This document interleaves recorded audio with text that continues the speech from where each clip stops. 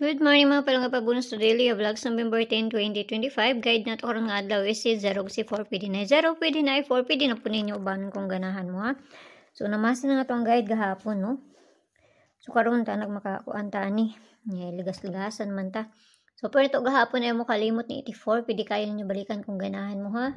So pabunus to gahapon kani. Mamaya pabunus to gahapon no tapos ang pabali niya is si 097 ang pabalian na niya. So mamasin na sa to ang kuan karon nga adlaw.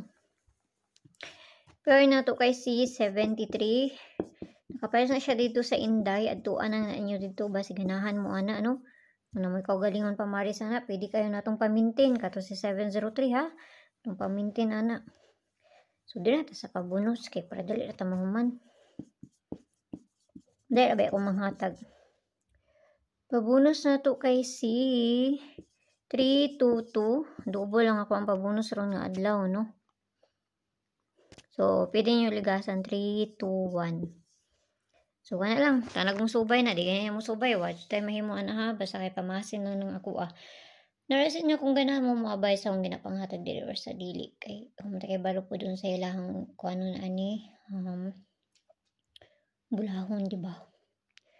Okay, so kanarayo kayo mo pagpalabi, ginagmay lang ha. Okay, pamasin ang bayad dyan ako Mayong buntag da sa inyo ha, o kana lang. Bye-bye.